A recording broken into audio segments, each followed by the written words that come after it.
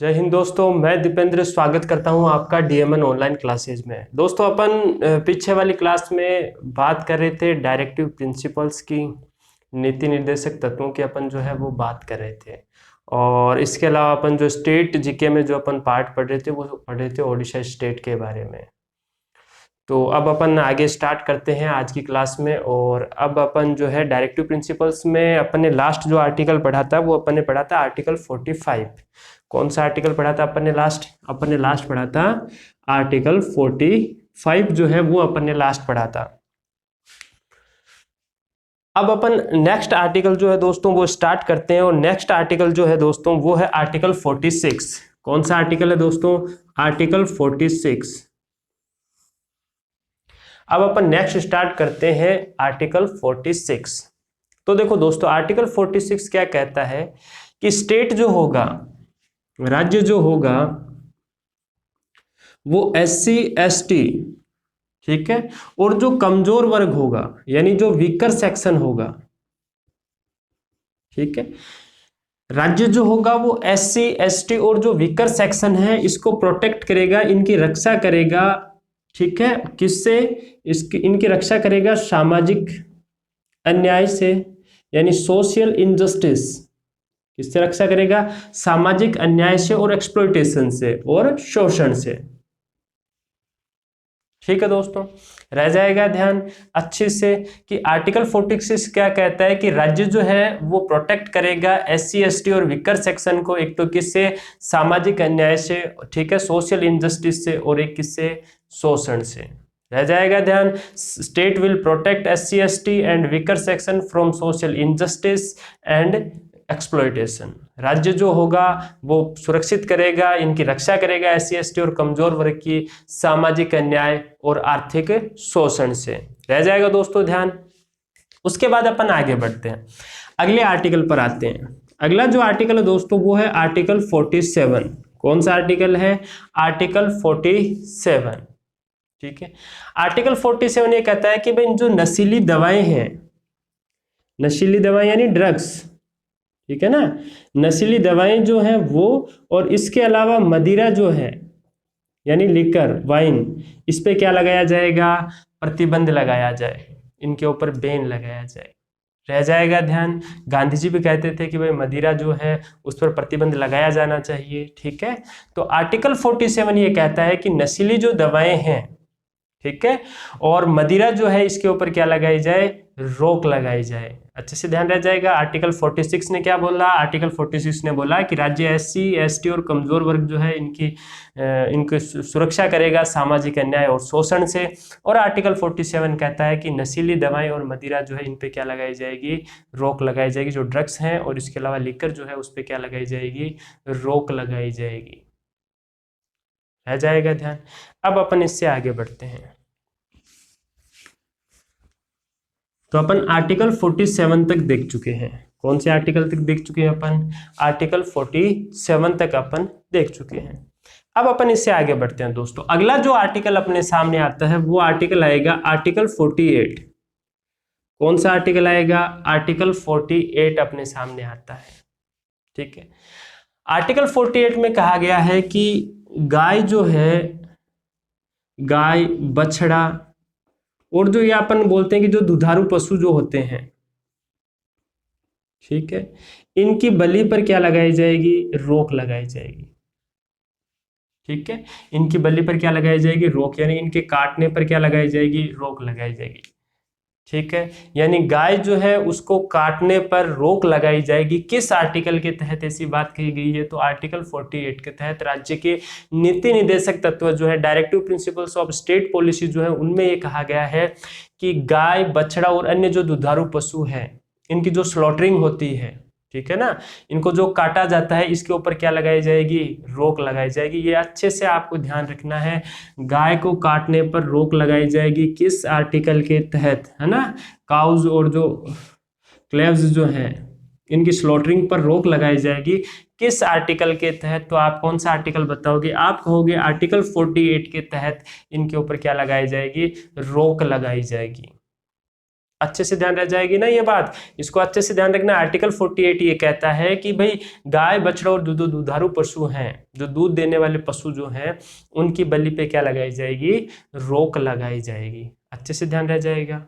चलो, इसके बाद अगला आर्टिकल जो आता है दोस्तों, वो आता है आर्टिकल 48A।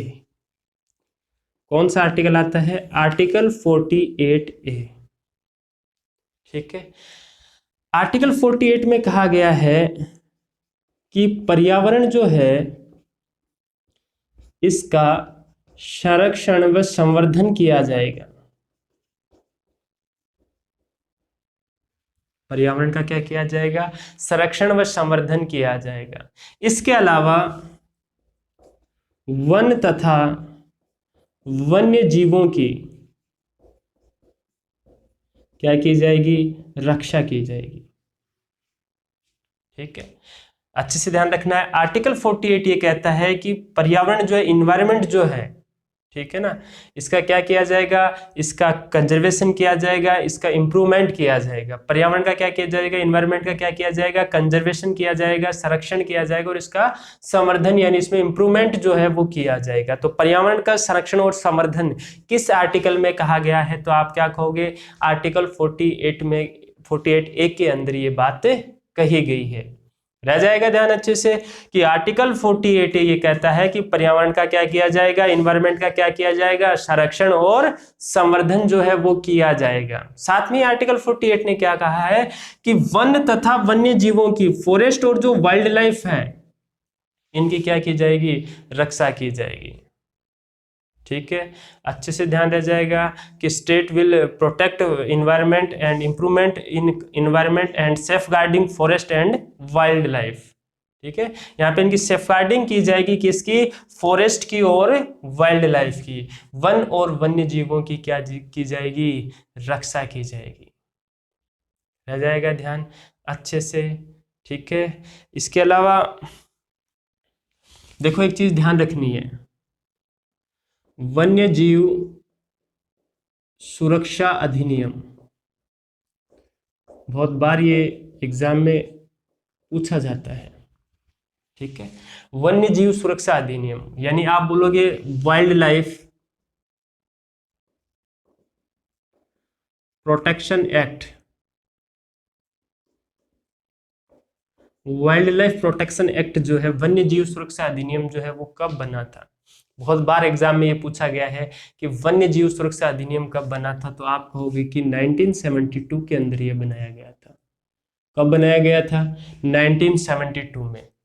तो अच्छे से ध्यान रखना है, वन्य जीव सुरक्षा अधिनियम जो है वो कब बना, तो आप कहोगे 1972 के अंदर बना। ठीक है, अगला है कि वन सुरक्षा अधिनियम, साथ में एक और ध्यान रखना है, क्या ध्यान रखना है, वन सुरक्षा अधिनियम, फॉरेस्ट कंजर्वेशन एक्ट। वन सुरक्षा अधिनियम कब बना, तो आप क्या कहोगे, वन सुरक्षा अधिनियम कब बना, तो वन सुरक्षा अधिनियम बना 1980 के अंदर, 1980 के अंदर बना था। तो देखो यहां पर कहा गया वन्य तथा वन्य जीवों की रक्षा की जाएगी, कहा गया ना, वन्य तथा वन्य जीवों की क्या की जाएगी, रक्षा की जाएगी। और इनकी रक्षा के लिए जो है वन्य जीव सुरक्षा अधिनियम बनाया गया है, जो कब बना है, 1972 में, वाइल्ड लाइफ प्रोटेक्शन एक्ट। और इसके अलावा ध्यान रखना वन सुरक्षा अधिनियम कब बना है, तो 1980 के अंदर। देखो हमेशा ये ध्यान रखना है कि जैसे जैसे अपनी सरकारों को मौका मिला है, जैसे जैसे अपनी गवर्नमेंट जो है उसको मौका मिला है, उसने इन नीति निर्देशक तत्वों को प्रभावी बनाने की भी कोशिश करी है। ठीक है ना, जैसे सरकार होती है वो कुटीर उद्योगों को भी प्रोत्साहन देती है, जैसे हस्तशिल्प के मेले लगते हैं, खादी के मेले लगते हैं ना, खादी के आइटम पर सरकार छूट देती है। यानी स्टेट या मतलब अपन बोले गवर्नमेंट क्या करती है, तो गवर्नमेंट नीति निर्देशक तत्वों को प्रभावी बनाने की कोशिश करती है। जैसे कहा गया कि भाई प्रसूति सहायता को उपबंध किया जाएगा, ठीक है ना, तो महिलाओं के लिए सरकार ने क्या कर रखा है, 108 एम्बुलेंस जो है वो जननी सुरक्षा योजना, और कई सरकार ने लॉन्च कर रखी है ना, कई सारे पहले जो गर्भवती महिलाएं हैं उनके लिए सरकार जो है जो पहले से दवाइयाँ देती है, उनके उपचार के लिए उनको पैसे भी पहले से देती है। तो ये सारी चीज़ें जो है वो सरकार पहले से कर रही है। है कि नहीं। तो जैसे जैसे सरकार को, एक लोकतांत्रिक देश है भारत, और यहाँ पे जैसे जैसे सरकारों को मौका मिला वैसे वैसे सरकारों ने इसको लागू करने की कोशिश की, क्योंकि एक साथ अपने पास इतने संसाधन नहीं थे कि सारी चीजों को एक साथ प्रभावी कर दिया जाए, ठीक है ना। इतने भी अपने पास संसाधन नहीं थे कि सारी चीजें जो है उनको एक साथ क्या कर दिया जाए, प्रभावी कर दिया जाए, ठीक है। तो जैसे जैसे सरकारों के पास धीरे धीरे संसाधन होते गए, और वैसे वैसे अपनी सरकारों ने धीरे धीरे इनको लागू करती रही है। रह जाएगा ध्यान अच्छे से, तो अच्छे से ध्यान रखना आर्टिकल 48 और 48A दोनों का आपको अच्छे से ध्यान रखना है। साथ में आपको ध्यान रखना है वन्य जीव सुरक्षा अधिनियम 1972 में बना और वन सुरक्षा अधिनियम 1980 के अंदर बना है। रह जाएगा दोस्तों अच्छे से ध्यान। अब अपन इससे आगे बढ़ते हैं।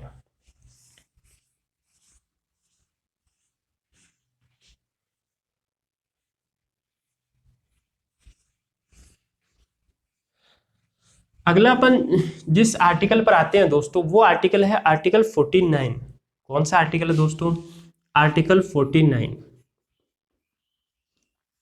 आर्टिकल 49 क्या कहता है दोस्तों, आर्टिकल 49 कहता है कि राज्य जो है, स्टेट जो है, वो राष्ट्रीय महत्व के यानी नेशनल इंपोर्टेंस के, राष्ट्रीय महत्व के जो स्मारक हैं, स्थान हैं, उनका क्या किया जाएगा, संरक्षण किया जाएगा, उनकी रक्षा की जाएगी, ठीक है। नेशनल इंपोर्टेंस के जो स्थान हैं, ठीक है ना, जो प्लेसेस हैं, जो मॉन्यूमेंट्स हैं, जो वस्तुएं हैं,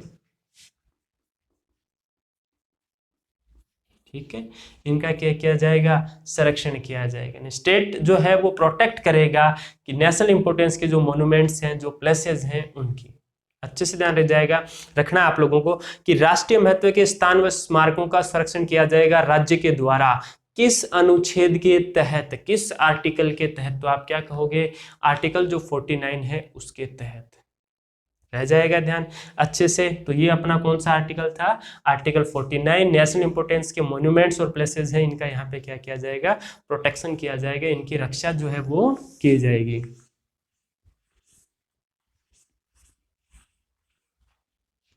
अब अपन इससे आगे बढ़ते हैं, ठीक है। और देखो अपनी जो अपने संविधान लिखने वाले जो थे लोग थे, सोचो उनकी सोच कितनी आगे थी। उनको पता था, बहुत सारी चीजों का उनको पता था कि भाई ये लोग जो है आगे जाकर जो है गुटखा खाएंगे, ये खैनी खाएंगे, ये बियर पियेंगे, फिर इनको अगर कोई खाली किला विला मिल गया तो वहां जाएंगे, नाहरगढ़ में जाएंगे, और कहीं कोई खाली किला मिलेगा वहां पे ये लोग जाएंगे, फिर वहां पे थूकेंगे, वहां की जो दीवार है वहां पे नाम जो है वो खोदेंगे, ठीक है ना, और वहां पे थूकेंगे। तो उन लोगों को पहले से पता था कि ये लोग, अपने आने वाली पीढ़ियां जो है वो गुटखा खाएगी, देख लो, है कि नहीं। तो सोचो अपने संविधान बनाने वालों की सोच जो थी वो कितनी आगे थी, ठीक नहीं थी। हाँ चलो, तो मुझे कमेंट करके बताना ये वाली बात आप लोग, ठीक है ना, कि भाई उनकी सोच जो थी वो आगे थी कि नहीं थी। भाई उन लोगों को उस टाइम पता था कि अपन गुटखा वुटखा खाने से रुकने वाले नहीं है, ठीक है। अब अपन आगे आते हैं अगले आर्टिकल पर, अनुच्छेद 50 पर। अब देखो साथ में देखो नीति निर्देशक तत्वों में ये भी कहा गया ना कि जो नशीली दवाएं हैं, ड्रग्स जो हैं, इसके अलावा जैसे मदिरा है, इसके ऊपर क्या लगाया जाएगा, प्रतिबंध लगाया जाएगा। तो लॉकडाउन में देख लो क्या हालत हो रही है अपने लोगों की। ज्यादातर लोग ये कह रहे हैं कि वाइन शॉप जो है उसको खुली छोड़ दो। अब अपने वालों को पता था कि भाई इसको पहले से रोक लगानी चाहिए थी, बाद में कोई दिन कोरोना आएगा और फिर इनसे रुका नहीं जाएगा, है कि नहीं। तो उनकी सोच देखो कितनी आगे थी अपने से, है ना। हाँ आगे आते हैं, देखो अपन आते हैं अनुच्छेद 50 पर। अनुच्छेद 50 का कहता है कि कार्यपालिका व न्यायपालिका का पृथक्करण, कार्यपालिका व न्यायपालिका का पृथक्करण, separation of judiciary from executive, ठीक है। जुडिशरी जो है, न्यायपालिका जो, और एग्जीक्यूटिव जो है, कार्यपालिका जो है, ये एक दूसरे के मामले में दखल अंदाजी नहीं करेगी, ठीक है ना। ये एक दूसरे के मामले में दखल अंदाजी नहीं करेगी। देखो तीन चीजें होती है, एक होती है लेजिस्लेटिव, विधायिका, क्या होती है, लेजिस्लेटिव विधायिका। एक होती है एग्जीक्यूटिव, जिसको आप क्या बोलते हो, कार्यपालिका। एक क्या होती है, न्यायपालिका, जुडिशरी। ये तीन चीजें होती है। विधायिका लेजिस्लेटिव क्या करती है? लेजिस्लेटिव नियम कानून बनाएगी अपने लिए। विधायिका क्या करेगी? नियम कानून बनाएगी अपने लिए। एग्जीक्यूटिव क्या करेगी? कार्यपालिका क्या करेगी? उनको लागू करवाएगी। विधायिका नियम कानून बनाएगी, कार्यपालिका उनको लागू करवाएगी। ठीक है। और जुडिशरी फिर इनका ध्यान रखेगी कि भाई इनका पालन हो। ठीक है, जो नियम कानून बनाए गए हैं इनका क्या हो? पालन हो। तो ये तीनों चीजों तीनों अलग अलग हैं। विधायिका नियम कानून बना रही है, कार्यपालिका उनको लागू कर रही है, फिर न्यायपालिका उनका ध्यान रख रही है। तो यहाँ पे अनुच्छेद 50 कह रहा है कि कार्यपालिका और न्यायपालिका एक दूसरे के मामले में दखल अंदाजी नहीं करेगी। और अपने को कई बार देखने को भी मिलता है कि कार्यपालिका और न्यायपालिका में क्या होता है? टकराव होता है। बहुत बार अपने को ये चीज देखने को मिलती है कि इन दोनों के बीच में क्या होता है? टकराव होता है। ठीक है, तो यहां पर आपको ध्यान रखना है कि अनुच्छेद 50 ये कहता है कि कार्यपालिका और न्यायपालिका क्या रहेगा? पृथक्करण रहेगा, separation of judiciary from executive रह जाएगा। अच्छे से ध्यान। अगला अपन इससे आगे बढ़ते हैं।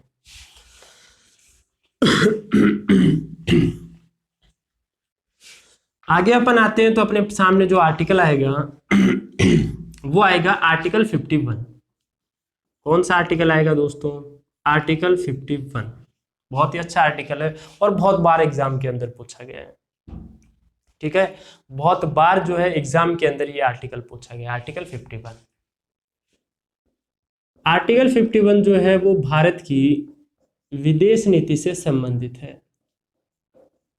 भारत की विदेश नीति से संबंधित है।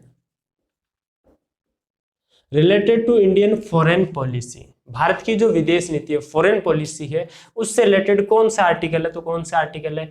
आर्टिकल 51 है। रह जाएगा ध्यान। तो कई बार एग्जाम में डायरेक्ट ये क्वेश्चन पूछा जाता है कि भारत की विदेश नीति है, इससे संबंधित कौन सा आर्टिकल है? तो आप कहोगे आर्टिकल 51 जो है वो भारत की विदेश नीति से संबंधित है। भारत की विदेश नीति कैसी है कि भारत जो है, अपना देश जो इंडिया जो है, वो अंतरराष्ट्रीय शांति यानी इंटरनेशनल पीस और सुरक्षा यानी सिक्योरिटी को क्या करता है? भारत बढ़ाता है, प्रमोट करता है। भारत ये नहीं चाहता है कि दो देशों के बीच में लड़ाई हो, अपन इन देशों में आपस में लड़वाई कराते रहे, ऐसा नहीं चाहता है। भारत की विदेश नीति कैसी है? भारत चाहता है कि भाई अंतरराष्ट्रीय शांति और सुरक्षा है ये बनी रहे। इंडिया प्रमोट करता है इंटरनेशनल पीस और सिक्योरिटी को। रह जाएगा ध्यान कि भारत जो है वो अंतरराष्ट्रीय शांति और सुरक्षा को क्या करता है? बढ़ाता है। इसके अलावा भारत जो है कि भाई जो अंतरराष्ट्रीय मामले हैं, ठीक है ना, इंटरनेशनल जो मैटर है, अंतरराष्ट्रीय जो मामले हैं, उनको भारत मध्यस्थता से सुलझाएगा। यानी वहां पे और पटपच नहीं डालेगा, बल्कि मध्यस्थता से क्या करेगा? उसको सुलझाएगा। रह जाएगा ध्यान। इसके अलावा भारत जो अंतरराष्ट्रीय जो संधि है, जो ट्रीटीज है, जो बाध्यताएं हैं, उनके प्रति आदर दिखाएगा। क्या करेगा भारत? अंतरराष्ट्रीय जो शांति है, अंतरराष्ट्रीय जो संधि है और जो बाध्यताएं हैं, उनके प्रति भारत क्या करेगा? अपना आदर जताएगा। तो ये चीज आपको ध्यान रखना है। देशों के बीच, दो देशों के बीच जो है भारत सौहार्दपूर्ण संबंधों को बढ़ाएगा। ठीक है, राष्ट्रों के बीच भारत सम्मान रखेगा। तो ये चीज जो है वो किस रिलेटेड है? भारत की विदेश नीति से। यहाँ पे ये दो चीजें आपको ध्यान रखनी है कि आर्टिकल 51 जो है वो भारत की विदेश नीति से संबंधित है और भारत जो है वो अंतरराष्ट्रीय शांति यानी इंटरनेशनल पीस और सिक्योरिटी को क्या करता है? बढ़ाता है, प्रमोट करता है। तो ये अपना कौन सा आर्टिकल था? ये अपना था आर्टिकल 51। ठीक है, और जब मैंने आपको डायरेक्टिव प्रिंसिपल्स पढ़ाने स्टार्ट किए थे, नीति निर्देशक तत्व पढ़ाने स्टार्ट किए थे, तो मैंने कहा था नीति निर्देशक तत्व हैं वो आर्टिकल 36 से लेकर कौन से आर्टिकल तक हैं? 51 तक। कौन से लेकर कौन से आर्टिकल तक है? 36 से लेकर 51 आर्टिकल तक है। ठीक है, तो अच्छे से ध्यान रह जाएगा। ये सारे आर्टिकल आपको अच्छे से ध्यान रखने हैं। ठीक है, तो ये 36 से लेकर 51 तक मैंने सारे आर्टिकल आपको बता दिए हैं। तो मेरे हिसाब से आप लोग इनके बहुत अच्छे से नोट्स बनाए हैं और आप लोग इनको बहुत अच्छे से याद भी करने वाले हो और इनसे रिलेटेड क्वेश्चंस जो है वो भी आप करने वाले हो। ठीक है, अब अपन इससे आगे बढ़ते हैं। ये तो अपन ने बात करी कि भाई राज्य के जो नीति निर्देशक तत्व हैं वो, ठीक है, यानी राज्य के क्या कर्तव्य हैं उनके बारे में अपन ने बात करी किसके बारे में बात करी अपन ने? राज्य के क्या कर्तव्य होंगे उनके बारे में अपन ने बात करी। लेकिन जैसे अपने राज्य के सरकार के कुछ कर्तव्य होते हैं, वैसे अपने भी तो कुछ कर्तव्य होंगे ना भाई। ये जो सरकार है उसके कुछ कर्तव्य हैं, तो अपने भी तो कुछ कर्तव्य होने चाहिए भाई। अपने को मूल अधिकार मिले, कितने सारे अधिकार दिए गए हैं अपने को, ठीक है। और ऊपर से अपन ये देखा कि भाई अपने को अधिकार भी मिले हैं, सरकार के भी कर्तव्य हैं कुछ, लेकिन अपने तो कर्तव्य कहाँ हैं? तो अब अपन बात करते हैं अपने जो कर्तव्य हैं उनकी, और वो जो अपना है संविधान में है उनको अपन कहते हैं मूल कर्तव्य। क्या कहते हैं दोस्तों? उनको अपन कहते हैं मूल कर्तव्य। रह जाएगा ध्यान, उनको अपन क्या कहते हैं? मूल कर्तव्य। यानी जो अपने सबसे जरूरी जो कर्तव्य हैं, जो अपन इस देश के नागरिक हैं, इस भारत के अपन नागरिक हैं, तो अपने जो सबसे जरूरी कर्तव्य हैं उनको अपन क्या कहते हैं? मूल कर्तव्य कहते हैं। रह जाएगा ध्यान, इनको अपन क्या कहते हैं? Fundamental duties. फंडामेंटल ड्यूटीज जो है वो अपन इनको कहते हैं, मूल कर्तव्य अपन इनको कहते हैं, ठीक है।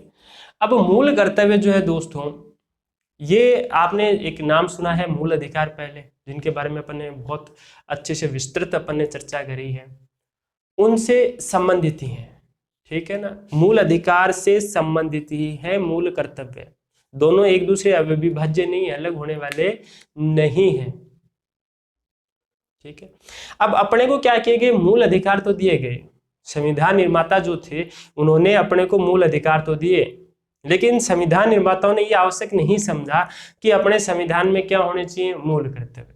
तो संविधान निर्माताओं ने उस समय आवश्यक नहीं समझा, तो अपने संविधान के अंदर मूल कर्तव्य जो है इनको जोड़ा नहीं गया था। तो अच्छे से ध्यान रखना है कि मूल कर्तव्य जो अपना मूल संविधान था, यानी जो अपनी ओरिजिनल कॉपी थी, उसके अंदर मूल कर्तव्य नहीं थे, ये अपन ने बाद में जोड़े हैं अपने संविधान के अंदर।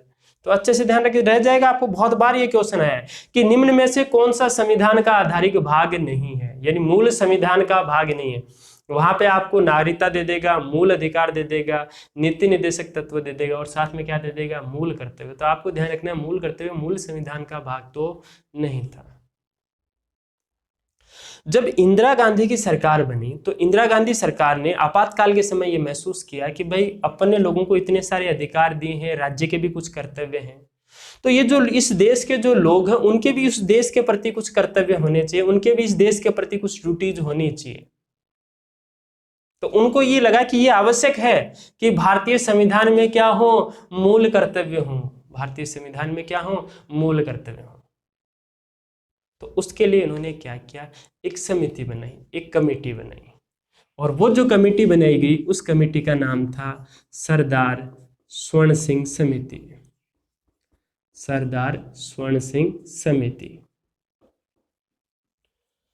तो ये जो सरदार स्वर्ण सिंह समिति थी, इससे पूछा गया कि भाई आप जो है वो बताओ कि भारतीय संविधान के अंदर मूल कर्तव्य होने चाहिए कि नहीं होने चाहिए। क्योंकि अपन बात करें समाजवादी जो देश हैं, सोशलिस्ट जो कंट्रीज हैं, समाजवादी जो देश हैं, उनके अंदर तो मूल कर्तव्य हैं, लेकिन बहुत सारे लोकतांत्रिक देश ऐसे हैं, डेमोक्रेटिक कंट्रीज ऐसी हैं जिनमें मूल कर्तव्य नहीं है। जैसे अगर मैं बात करूं फ्रांस की, अगर मैं बात करूं कनाडा की, ठीक है ना, तो यहां पर जैसे मैं बात करूं कि भाई ब्रिटेन की, तो वहां पर ये मूल कर्तव्य नहीं है। जर्मनी में नहीं है, तो वहां के संविधान में तो ये नहीं है। समाजवादी देशों ने इनको अपनाया। हालांकि अगर मैं जापान की बात करता हूं तो जापान के अंदर तो है, जापान में ये है, ठीक है ना, लेकिन मैंने कहा अमेरिका हुआ, फ्रांस हुआ, ब्रिटेन हुआ, जर्मनी हुआ, यहां पर तो नहीं है ये। कनाडा हुआ, वहां पर भी नहीं है। तो सरदार स्वर्ण सिंह समिति से पूछा गया कि भाई आप बताओ कि भारतीय संविधान में मूल कर्तव्य होने चाहिए कि नहीं होने चाहिए। तो अपना देखो 42वां जो संविधान संशोधन है, वैसे तो वो पूरे जो संविधान संशोधन था उसकी सिफारिश किसके द्वारा हुई है? सरदार स्वर्ण सिंह समिति के द्वारा हुई है। तो ये सरदार स्वर्ण सिंह समिति जो थी, इसने कहा कि हाँ भारतीय संविधान में मूल कर्तव्य जो है वो होने चाहिए। क्या कहा सरदार स्वर्ण सिंह समिति ने? कि हाँ भारतीय जो संविधान है उसमें मूल कर्तव्य होने चाहिए, उनको जगह दी जानी चाहिए। और आप जो है वो भारतीय संविधान के अंदर क्या करो कि 8 जो मूल कर्तव्य है उनको जोड़ दो। जो 8 फंडामेंटल ड्यूटीज है उनको कॉन्स्टिट्यूशन में क्या कर दो, ऐड कर दो। ठीक है। जब अपनी इंदिरा गांधी की जो सरकार थी, इंदिरा गांधी सरकार ने जब किया 42वां संविधान संशोधन, 42nd कॉन्स्टिट्यूशनल अमेंडमेंट, क्या किया, 42वां संविधान संशोधन, 42nd कॉन्स्टिट्यूशनल अमेंडमेंट, जो कब हुआ था, 1976 में। और मैं ये बहुत बार कह चुका हूँ आपको ये वाली चीज, तो कि भाई ये सबसे इंपॉर्टेंट जो है अमेंडमेंट रहा है, 42वां संविधान संशोधन। और मैंने कहा इसको, इससे बहुत सारा अपने संविधान में प्रभाव पड़ा, इसलिए अपन भारत का लघु संविधान या मिनी कॉन्स्टिट्यूशन है वो 42वें संविधान संशोधन को कहते हैं। ठीक है। अब 42वां जब संविधान संशोधन अपन ने किया तो इसके द्वारा अपन ने भारतीय संविधान में मूल कर्तव्यों को जोड़ा। तो आपको यहां से देखो क्या क्या चीजें ध्यान रखनी है। ध्यान ये रखना है कि मूल कर्तव्य जो है वो किस समिति की सिफारिश पर, किस कमेटी के रिकमेंडेशन पर इनको जोड़ा गया था, सिफारिश पर जोड़ा गया था। तो आप बोलोगे सरदार स्वर्ण सिंह कमेटी की सिफारिश पर इनको भारतीय संविधान में जोड़ा गया था। ठीक है। और साथ में ये पूछा जाए कि भाई किस संविधान संशोधन के द्वारा, किस संविधान संशोधन के द्वारा जो है इनको भारतीय संविधान में जोड़ा गया, तो आप बोलोगे कि 42वें संविधान संशोधन जो हुआ था 1976 के अंदर, इसके द्वारा जो है भारतीय संविधान में मूल कर्तव्यों को जोड़ा गया। ठीक है। अब अगली बात है कि जब 42वां संविधान संशोधन हुआ तो अपन ने अपने संविधान में कितने मूल कर्तव्य जोड़े, या अपने संविधान में जो आज सारे मूल कर्तव्य क्या वो अपन ने सारे 42वें संविधान संशोधन के द्वारा ही जोड़े थे क्या? तो इसका आंसर होगा नहीं, नो। 42वें संविधान संशोधन के द्वारा अपन ने भारतीय संविधान में कितने मूल कर्तव्यों को जोड़ा, कितने फंडामेंटल ड्यूटीज को जोड़ा, 10 को। कितने मूल कर्तव्यों को जोड़ा, 10 मूल कर्तव्यों को अपन ने जोड़ा। रह जाएगा ध्यान अच्छे से। ठीक है। उसके बाद अब देखो यहाँ पे ये भी ध्यान रखना है, क्वेश्चन आएगा 42वें संविधान संशोधन के द्वारा भारतीय संविधान में जो है वो कितने मूल कर्तव्यों को जोड़ा गया था, 10 मूल कर्तव्यों को जोड़ा गया था। मूल कर्तव्यों को किस प्रधानमंत्री के काल में जोड़ा गया, इंदिरा गांधी के प्रधानमंत्री काल में जोड़ा गया। 42वां संविधान संशोधन किस प्रधानमंत्री के समय हुआ, किस प्राइम मिनिस्टर के टाइम में हुआ, तो इंदिरा गांधी के समय हुआ था। ठीक है। लेकिन अगर अपन वर्तमान की बात करें तो वर्तमान में अगर अपन अपने संविधान में देखें तो अपने संविधान में 11 मूल कर्तव्य हैं। कितने मूल कर्तव्य हैं, 11 हैं। ठीक है। यानी 42वें द्वारा तो अपन ने 10 ही जोड़े, लेकिन वर्तमान में तो 11 है। लेकिन 11 कब हुए, तो इसके लिए अपन ने एक अमेंडमेंट और किया, और वो था 86th कॉन्स्टिट्यूशनल अमेंडमेंट, जिसके बारे में भी आप पहले सुन चुके हो। 86वां संविधान संशोधन जो कब हुआ था, कब हुआ था ये, 2002 में, 2002 के अंदर। तो 86वां संविधान संशोधन जो था 2002, इसके द्वारा अपन ने एक मूल कर्तव्य को और जोड़ दिया। ठीक है। तो अपने संविधान में वर्तमान में कितने मूल कर्तव्य हो गए, 11 मूल कर्तव्य हो गए। कितने मूल कर्तव्य हो गए, 11 मूल कर्तव्य हो गए। ठीक है। अच्छे से ध्यान रह जाएगा। देखो मूल अधिकार जो होते हैं, फंडामेंटल राइट्स जो होते हैं, और फंडामेंटल ड्यूटीज जो होती है,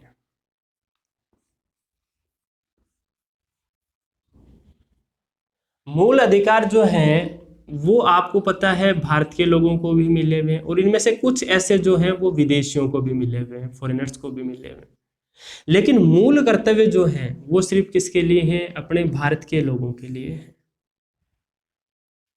ठीक है। मूल कर्तव्य किसके लिए, जो इस देश के नागरिक हैं उनके लिए है, और मूल अधिकार भारत के लोगों के लिए तो है ही, इनमें से कुछ किसके लिए मिले हुए हैं, विदेशियों को भी मिले हुए हैं। रह जाएगा ध्यान अच्छे से।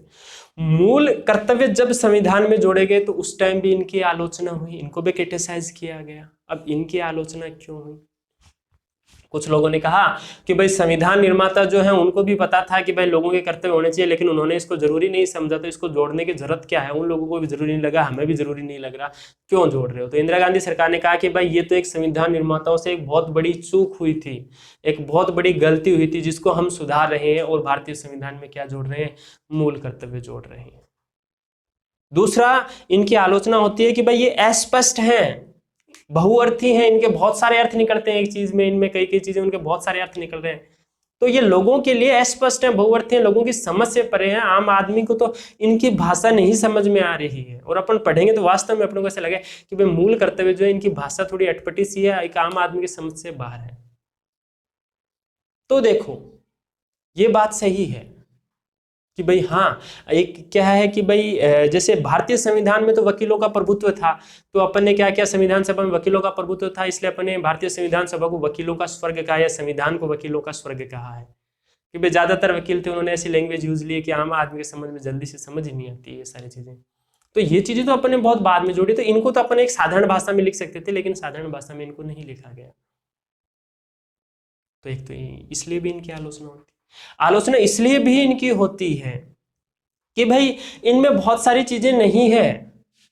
बहुत सारी चीजें कैसे, जैसे मैं कहूं कि भाई टैक्स देना, कर देना, टैक्स जो अपन देते हैं वो भी तो अपना मूल कर्तव्य होना चाहिए, वो इसके अंदर नहीं है। वोट देना, वोट देना जो है वो भी तो अपना कर्तव्य होना चाहिए, वो भी इसमें नहीं है। ठीक है, परिवार नियोजन, फैमिली प्लानिंग, ये भी अपना कर्तव्य होना चाहिए, परिवार नियोजन, लेकिन ये भी इसके अंदर नहीं है। तो बहुत सारी चीजें ऐसी है जिनका इनमें क्या है, अभाव है। बहुत सारी चीजें ऐसी है जिनका क्या है, अभाव है। ठीक है, तो बोले कि भाई ये चीजें जो है ये भी तो इसमें होनी चाहिए। हाँ, तो ये बात भी सही है कि भाई ये चीजें इसके अंदर जो है वो नहीं है, लेकिन हाँ जितनी भी चीजों को जोड़ा गया है, जिन भी चीजों को जोड़ा गया है, ठीक है, वो तो सही है। कम से कम अपने को पता तो होने चाहिए ना कि भाई अपने क्या कर्तव्य, इस देश के अपन नागरिक है तो अपने भी तो कुछ कर्तव्य है, तो वो अपने को पता होने चाहिए। तो मेरे हिसाब से तो मूल कर्तव्य एकदम सही जोड़े गए थे, सरकार का बहुत सही डिसीजन था, और लोगों ने भी कहा कि हाँ भाई बहुत सही डिसीजन है। क्योंकि भाई जो अगर अपन बात करेंगे फ्रांस की, जर्मनी की, अमेरिका की, वहाँ के लोगों में जागरूकता बहुत ज्यादा है, उनको पता है कि अपने इस देश के प्रति क्या कर्तव्य है, तो उनको इतना बताने की जरूरत नहीं। लेकिन अपने वालों को बताने की जरूरत पड़ती है कि भाई आप इस देश के नागरिक हो, आपके भी कुछ कर्तव्य हैं। ठीक है, तो इसके लिए तो ये आपको ये चीज जो है वो इसके संबंधित क्या रखनी है, ध्यान रखनी है। एक भी आलोचना और भी होती है कि भाई ये वाद योग्य नहीं है, जस्टिसेबल नहीं है, ये न्यायोचित नहीं है। तो लोगों ने कहा ये तो मात्र एक नैतिक आदेश है। तो मैंने कहा वही बात है, हाँ भाई नैतिक आदेश है, पर लोगों को पता तो हो ना कम से कम कि भाई अपने इस देश के प्रति क्या कर्तव्य हैं, अपने इस देश के प्रति क्या कर्तव्य हैं, तो उनका अपने को पता तो होना चाहिए। ठीक है, तो ये अपन ने कुछ बेसिक चीजें जो है वो मूल कर्तव्य के बारे में जानी। ठीक है, अब अपन इनको पॉइंट टू पॉइंट इन चीजों को लिखते हैं, थोड़ा नोट्स के फॉर्म में बनाते हैं इन चीजों को, कि नोट्स फॉर्म में अपन इनको कैसे लिखेंगे। ठीक है,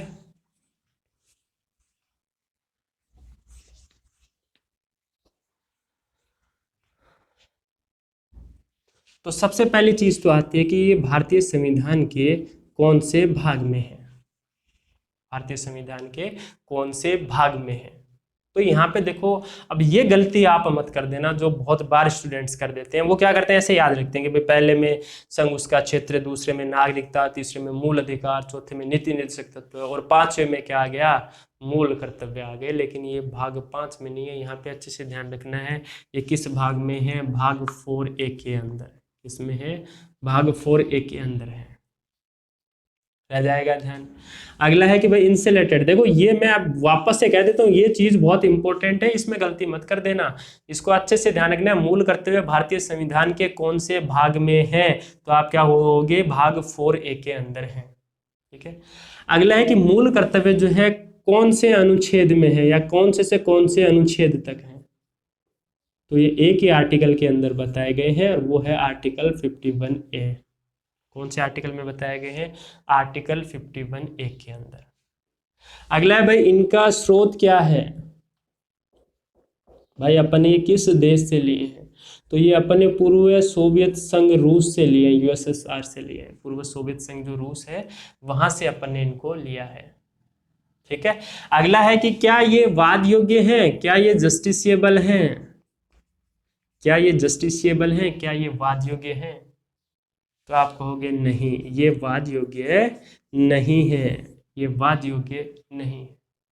अगला है कि क्या ये संविधान का आधारिक भाग है, या मूल संविधान का भाग है। क्या ये संविधान का आधारिक भाग है? तो आप कहोगे नहीं, ये संविधान का आधारिक भाग नहीं है, क्योंकि इनको बाद में जोड़ा गया है। ठीक है, तो देखो अभी इससे रिलेटेड और भी कई सारी चीजें अपन देखेंगे, लेकिन अभी इतना तो आप लोग देखो कि मूल करते हुए किस भाग में है, 4A के अंदर, कौन से आर्टिकल में, आर्टिकल 51A के अंदर। ठीक है, इनका स्रोत क्या है, यूएसएसआर है। ठीक है, अगला है कि भाई क्या ये वाद योग्य है? तो आप कहोगे नहीं, ये वाद योग्य नहीं, जस्टिसेबल नहीं है। क्या ये संविधान का आधारिक भाग है? क्या ये मूल संविधान का भाग है? क्या ये ओरिजिनल कॉपी में थे? तो आप कहोगे कि नहीं, ये मूल कॉपी जो थी उसके अंदर नहीं थी। आ जाएगा ध्यान अच्छे से।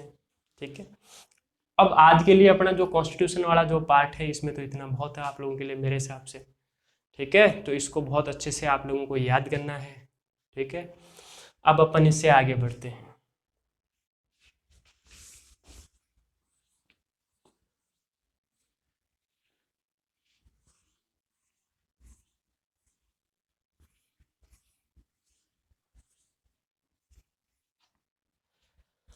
कुछ दिनों से आप में से कई लोगों के मैसेजेस आ रहे थे मेरे पास में। ठीक है, कि सर आपकी क्लासेस नहीं हो रही है, सर कॉन्स्टिट्यूशन की क्लास और वो स्टेट जीके की क्लास क्यों नहीं हो रही है?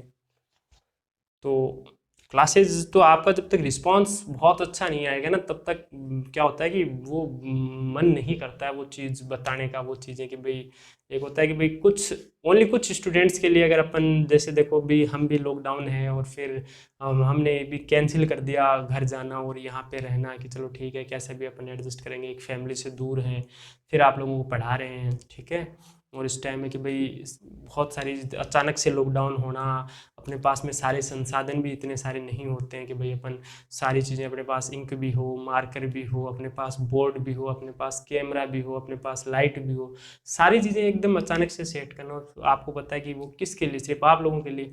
और फिर अगर आप लोगों को तो इतना ही लगता है कि सर क्लासेस नहीं हुई, तो आपको ये थोड़ी पता होती कि सर कितनी सारी चीज़ें सर और को चाहिए होती। क्लासेस का मतलब ये थोड़ी कि अपन अभी इस टाइम में मैं कोचिंग में हूँ, रोज जैसे ऑर्डिनरी कोचिंग में जाता हूँ वैसे मैं गया, पढ़ाया और वहाँ पे क्लास रिकॉर्ड कर लिया गया, ये तो अलग से बताने होते नहीं। ये तो घर पे इतना सारा सेटलमेंट होना, आपको पता है कि बहुत बड़ा मुश्किल काम होता है, और अचानक से इतना सारा सिस्टम करना बहुत ही मुश्किल काम होता है। ठीक है, फिर वो सारी चीज़ें कि आपको ऐसी चीज़ें बताई जाए कि जो हर एग्जाम से रिलेटेड हो। ठीक है, वो पटवारी वाले के भी काम है, वो पुलिस वाले के भी काम है, वो रेलवे की तैयारी कर रहा है उसके भी काम है, वो एसएससी वाले के भी काम है, वो चीज़ आप लोगों को पढ़ाना। और फिर उसके लिए क्या होता है कि एक रिस्पॉन्स चाहिए, एक लोगों का जुनून चाहिए। ठीक है ना, अभी मैं ऐसे सोच लूँ आप लोगों की जैसे कि चलो ठीक है अभी तो लॉकडाउन है, फिर अपन तो चलते हैं घर की तरफ, ये जाने इनका काम जाने, तो फिर कैसे काम चलेगा? तो जब तक बहुत अच्छा रिस्पॉन्स नहीं होता है ना, तब तक क्या होता है कि ये चीज़ें, इतनी मेहनत जो होती है ना, उसको और आगे बढ़ाने का मन नहीं करता। यही बात समझ में कि भाई मैं भी यही हूँ, नरेंद्र सर भी अपने घर पे हैं, उन्होंने भी इतना सारा सेटअप किया, मैंने अपने घर पे इतना सारा सेटअप किया। ठीक है ना, तो ये बहुत मुश्किल काम है कि अचानक से इतना करना। ठीक है, 5-10 दिन का भी नहीं रहा कि भाई ये चीज़, सारी चीज़ें इतनी व्यवस्थित करनी है, अचानक से व्यवस्थित करनी है। आपको पता है बाहर अपन लोग निकल नहीं पाते, और फिर ये सारा सेटअप होना, आप सोच के देखो कितना मुश्किल काम है। तो ये हो ना कि भाई ये चीज़ें जो अब हम कर रहे हैं, तो इसका रिस्पॉन्स आना चाहिए, आप लोगों के भी हमारे पास रिस्पॉन्स आना चाहिए, हमें महसूस होना चाहिए। अब आपको फील हो रहा है कि हाँ नहीं सर आप अच्छा कर, लेकिन हमें क्या पता अच्छा लग रहा है, हमें हमारे बोले तो नहीं, आपको नहीं लग रहा होगा अच्छा, अपन ज़बरदस्ती मेहनत कर रहे हैं, है कि नहीं? तो इससे बढ़िया ना कि अपन जो है हम भी गाँव की तरफ जाएँ, पास वास बनवाएं, फिर यहाँ से निकले, है क्या? तो इस चीज़ को आप थोड़ा समझने की कोशिश करो कि भाई मेहनत हम कर रहे हैं, तो मेहनत आप भी करो, पढ़ो भी, ऐसा रिस्पॉन्स भी दो कि हाँ सर आप जो बता रहे हो उससे हम कर रहे हैं, हमें पॉजिटिव हो रहा है, हमें अच्छा लग रहा है। ठीक है, अभी ये चीज़ अगर अपन इस तरीके इनडायरेक्टली तरीके से मैं कहूँ कि अभी ये 12,000 का कोर्स है, वो आप तुम 200 रुपये, मात्र 200 रुपये में, तो तुम 200 रुपये दे दोगे, मैं तुम्हें करा रहा हूँ, मुझे पता है फ्री की कोई इज्जत नहीं होती, फिर भी वो करवा रहा हूँ कि चलो ठीक है जो होगा सो देखा जाएगा, कुछ के लिए सब कोई फिर बताया जाए। ठीक है, तो इस चीज़ को थोड़ा समझने की कोशिश करो। चलो अपन आगे बढ़ते हैं, और अब अपन जो लास्ट पढ़ रहे थे वो अपन पढ़ रहे थे ओडिशा स्टेट के बारे में, ओडिशा राज्य के बारे में।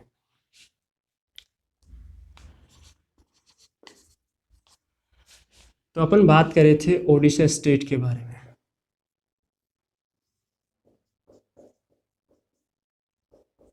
इसमें अपन आगे बढ़ते हैं दोस्तों, अब अपन अगला देखते हैं ओडिशा में जो प्रमुख मंदिर हैं। तो यहाँ के प्रमुख मंदिर जो हैं उनके बारे में अपन बात करते हैं, जो टेम्पल यहाँ के हैं उनके बारे में अपन बात करते हैं। तो देखो यहाँ पर है जगन्नाथ मंदिर, जो बहुत प्रसिद्ध मंदिर है, जगन्नाथ मंदिर।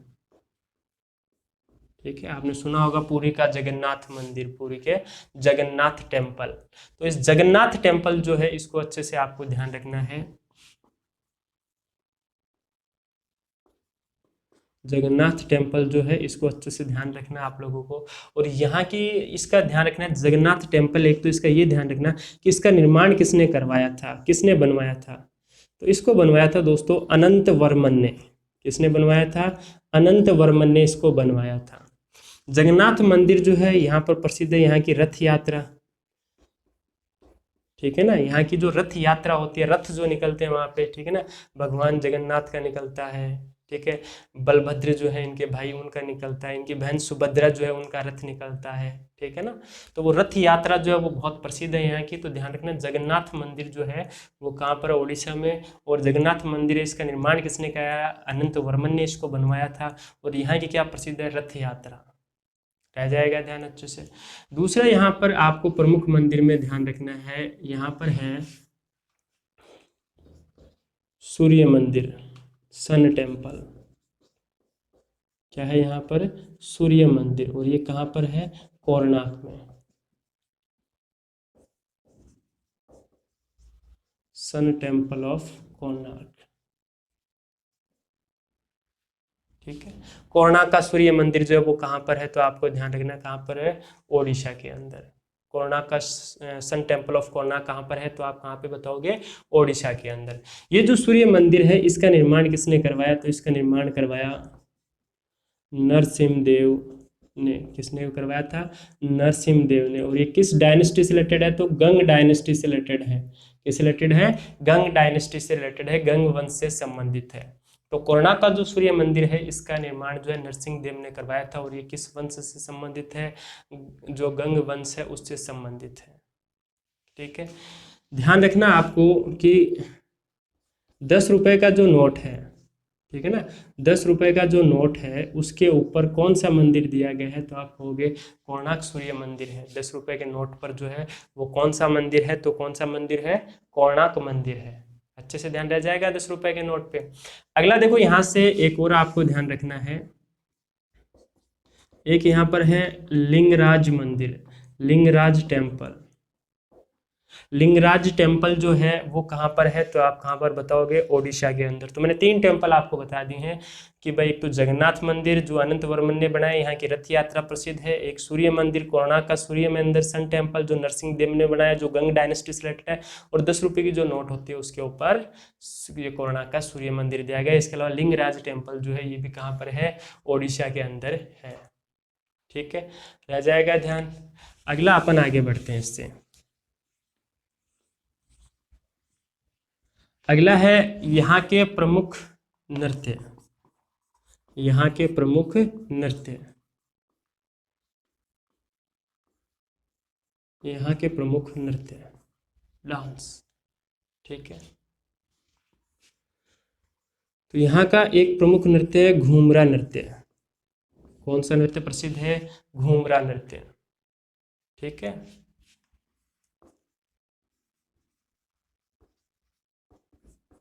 घूमरा डांस। इसके अलावा यहाँ का एक नृत्य है जो है पाला नृत्य। इसके अलावा एक यहाँ का डांस कौन सा है? पाला डांस। ठीक है, इसके अलावा एक यहाँ का नृत्य है दलखाई नृत्य। कौन सा नृत्य है? Dalkhai dance, Dalkhai dance. ठीक है, और एक यहाँ का डांस और है जिसको आपको ध्यान रखना है जो है छऊ नृत्य, छऊ डांस, छऊ नृत्य। ठीक है, एक यहाँ कौन सा नृत्य है? छऊ नृत्य। छऊ नृत्य ध्यान रखना है, एक तो ओडिशा में होता है, इसके अलावा छऊ नृत्य झारखंड में भी होता है, इसके अलावा छऊ नृत्य जो है वो वेस्ट बंगाल जो है वहां पर भी होता है। इसके अलावा कहाँ पर होता है? वेस्ट बंगाल के अंदर भी होता है। रह जाएगा ध्यान। अच्छे से, ठीक है। तो देखो घूमरा नृत्य, पाला नृत्य, दलखाई नृत्य और छऊ नृत्य, अच्छे से ध्यान रह जाएगा। अगला देखो ओडिशा जो है, यहाँ से रिलेटेड एक त्योहार है जो अभी एग्जाम में भी पूछा गया था, और वो त्योहार है नुआखाई त्योहार। कौन सा त्योहार है? नुआखाई त्योहार, नुआखाई फेस्टिवल। तो नुआखाई त्योहार जो है वो कहाँ का है? ओडिशा का है। रह जाएगा ध्यान, नुआखाई त्योहार कहाँ का है? ओडिशा का, ठीक है। इसके अलावा आपको एक और ध्यान रखना है, यहाँ का त्योहार जो है धनु यात्रा।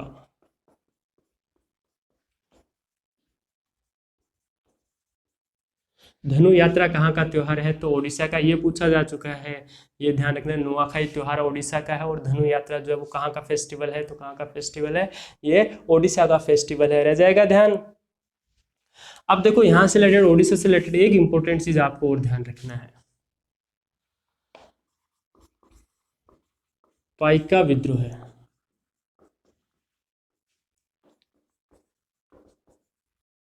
पाइका रिवोल्ट, पाइका विद्रोह जो है वो कहाँ पर हुआ था? ये कहाँ पर हुआ था? ओडिशा के अंदर। कहाँ पर हुआ था? ओडिशा के अंदर। पाइका विद्रोह जो है वो कब हुआ था? 1817 में, ठीक है। 1817 ईस्वी के अंदर ये हुआ था। ईस्वी तो रहने दो, आप तो ऐसे ध्यान रख लेना। कब हुआ था? 1817 के अंदर हुआ था। इसका नेता, इसका लीडर कौन था? तो इसका लीडर था बख्शी जगबंधु। बख्शी जगबंधु जो है वो इसका प्रमुख क्या था? नेता था, ठीक है। इसके अलावा आपको एक चीज और ध्यान रखनी है यहाँ पर पाइका विद्रोह की, कि इसको भारत सरकार ने प्रथम स्वतंत्रता संग्राम का दर्जा दिया है। फर्स्ट इंडिपेंडेंस मूवमेंट का जो दर्जा है वो किसको मिला है? तो पाइका विद्रोह को मिला है। प्रथम स्वतंत्रता संग्राम का दर्जा किसको मिला है? पाइका रिवोल्ट। तो पाइका रिवोल्ट जो 1817 में हुआ, प्रमुख नेता बख्शी जगबंधु है, और इसको प्रथम स्वतंत्रता संग्राम का क्या दिया गया है? दर्जा दिया गया है। मेरे हिसाब से आपको यहाँ तक का समझ में आया होगा। बाकी अपन नेक्स्ट जो क्लास होगी उसमें झारखंड स्टेट को उठाएंगे, और स्टेट वाला पोर्शन थोड़ा सा बढ़ा देंगे, ठीक है।